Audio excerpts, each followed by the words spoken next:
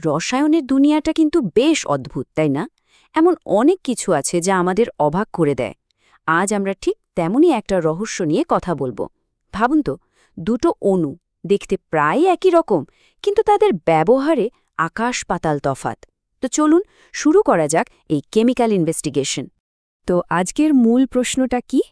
প্রশ্নটা হলো, ফেনল কেন অ্যাসিডিক মানে অম্লধর্মী, কিন্তু দেখতে প্রায় একই রকম অ্যালকোহল কেন নিউট্রাল বা নিরপেক্ষ? দেখুন, মজার ব্যাপার হলো দুটোর মধ্যে কিন্তু একটা হাইড্রক্সিল গ্রুপ মানে একটা OH গ্রুপ আছে। তাহলে এই অমিলের কারণটা কি? চলুন এই পুরো আলোচনা জুড়ে আমরা ধাপে ধাপে এর উত্তর খোঁজার চেষ্টা করি। যে কোনো রহস্য সমাধানের আগে তো কিছু নিয়মকানুন জানতে হয়, তাই না? আমাদের এই কেমিক্যাল মিস্ট্রির মূল সূত্রটা হলো ব্রনস্টেড-লাউরি তত্ত্ব।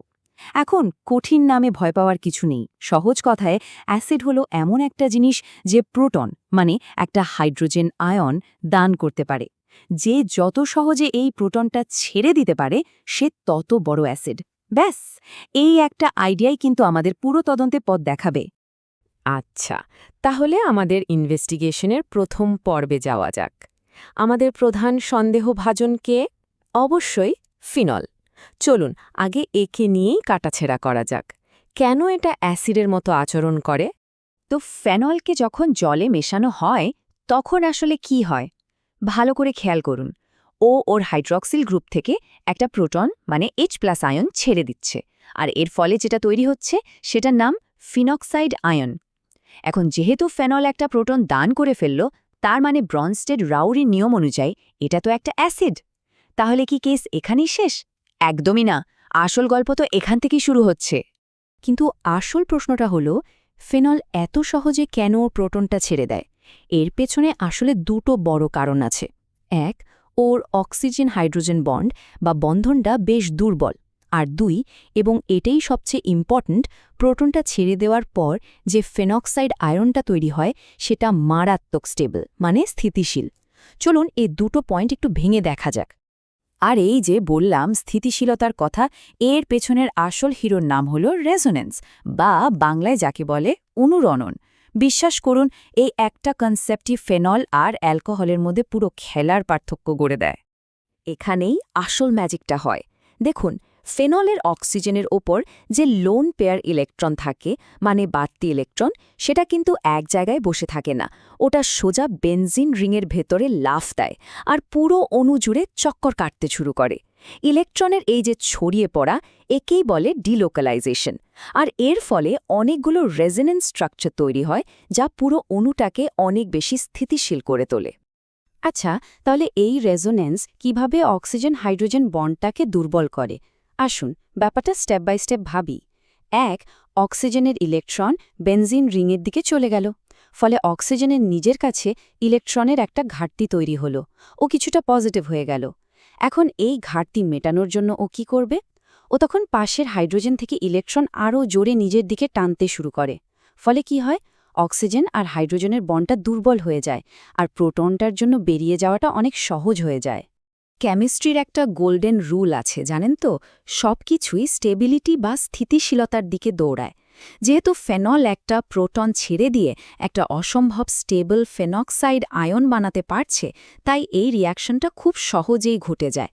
আর এই স্টেবিলিটির আসল কারিগর তো ওই রেজোনেন্সই, যেটা নেগেটিভ চার্জের পুরো বোঝাটা একা অক্সিজেনের ঘাড়ে না চাপিয়ে সবার মধ্যে সুন্দর করে ভাগ করে দেয়। তো ফেনলের কেসটা তো মোটামুটি সলভড। এবার চলুন আমাদের গল্পের অন্য চরিত্রের দিকে তাকাই, অ্যালকোহল। দেখতে তো প্রায় একই রকম, তাহলে ও কেন এত শান্তশিষ্ট মানে নিরপেক্ষ? এখন প্রশ্ন হল, অ্যালকোহল কি প্রোটন ছাড়তে পারে না? থিওরিটিক্যালি হ্যাঁ, পারে। প্রোটন ছাড়ার পর ওটা অ্যালকক্সাইড আয়ন তৈরি করে। কিন্তু এখানেই আসল টুইস্ট। ফেনক্সাইড আয়ন যেখানে ছিল সুপার স্টেবল, এই অ্যালকক্সাইড আয়নটা সেখানে মারাত্মক আনস্টেবল বা অস্থিতিশীল। আর আমরা তো একটু আগেই জানলাম যে কেমিস্ট্রি অস্থিতিশীল জিনিস একদমই পছন্দ করে না। তাই এই বিক্রিয়াটা সচরাচর হতেই চায় না। এই তুলনাটা দেখলেই পুরো ব্যাপারটা জলের মতো পরিষ্কার হয়ে যাবে। একদিকে আছে ফেনক্সাইড আয়ন, এখানে নেগেটিভ চার্জটা রেজোনেন্সের মাধ্যমে পুরো রিংয়ের মধ্যে ভাগাভাগি হয়ে যায়। ব্যাপারটা অনেকটা এরকম যে একটা ভারী বোঝা 10 জনে মিলে তুললে যেমন হালকা লাগে, আর অন্যদিকে আছে অ্যালকক্সাইড আয়ন। এখানে চার্জ ভাগ করে নেওয়ার মতো কেউ নেই। পুরো নেগেটিভ চার্জের বোঝাটা একা অক্সিজেনকেই বইতে হয়, ফলে ওটা প্রচণ্ড আনস্টেবল বা অস্থিতিশীল হয়ে পড়ে। তাহলে অ্যালকক্সাইড আয়ন কেন এত আনস্টেবল? প্রথম কারণটা তো আমরা জেনেই গেছি। এখানে চার্জ শেয়ার করার জন্য কোনো বেনজিন রিং নেই, মানে কোনো রেজোনেন্সও নেই। কিন্তু এর সাথে আরও একটা কারণ আছে। এর সাথে যে অ্যালকাইল গ্রুপ বা আর গ্রুপটা লেগে থাকে, ওটা আবার ইলেকট্রন ঠেলে নেওয়ার কাজ করে। মানে ও অক্সিজেনের দিকে আরও ইলেকট্রন পাঠিয়ে দেয়, ফলে অক্সিজেনের ওপর নেগেটিভ চার্জের বোঝা কমার বদলে আরও বেড়ে যায়। এতে আয়নটা আরও বেশি আনস্টেবল হয়ে পড়ে, আর অক্সিজেন হাইড্রোজেন বন্ডটা আরও শক্ত হয়ে যায়, ফলে প্রোটনের বের হওয়াটা প্রায় অসম্ভব হয়ে দাঁড়ায়। তো আমাদের তদন্তের একদম শেষ পর্যায়ে আমরা চলে এসেছি। সব প্রমাণ এখন আমাদের হাতে। ফেনল বনাম অ্যালকোহলের এই কেসে রায়টা কি? রায়টা একদম পরিষ্কার, আর সেটা হলো স্টেবিলিটি বা স্থিতিশীলতা। এই টেবিলটা আমাদের পুরো আলোচনার একটা সামারি। চলুন এক ঝলকে দেখে নিই। ফেনলের ক্ষেত্রে কি হচ্ছে?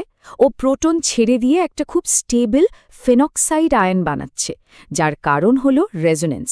তাই ওর OH বন্ডটা দুর্বল, প্রোটন দেওয়াটা সহজ, আর ওর ধর্ম অ্যাসিডিক।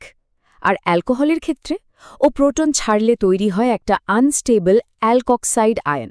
তাই ওর OH বন্ডটা অনেক শক্তিশালী, প্রোটন দেওয়া কঠিন, আর সেই কারণেই ও নিউট্রাল বা নিরপেক্ষ।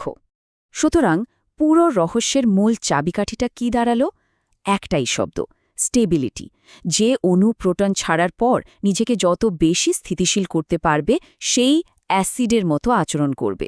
আর ফেনলের জন্য এই স্থিতিশীলতা আনার যে ম্যাজিক্যাল পাওয়ার, সেটার নামই হল রেজোনেন্স। যাওয়ার আগে একটা প্রশ্ন রেখে যাই। ভাবুন তো একবার, শুধু একটা বেনজিন রিং আছে কি নেই, এই ছোট্ট একটা স্ট্রাকচারাল ডিফারেন্স কিভাবে একটা যৌগের চরিত্রকে আমূল বদলে দিতে পারে? রসায়নের আসল সৌন্দর্য আর রহস্যটা বোধহয় এখানেই। ব্যাপারটা আসলেই ভাবার মতো, তাই না?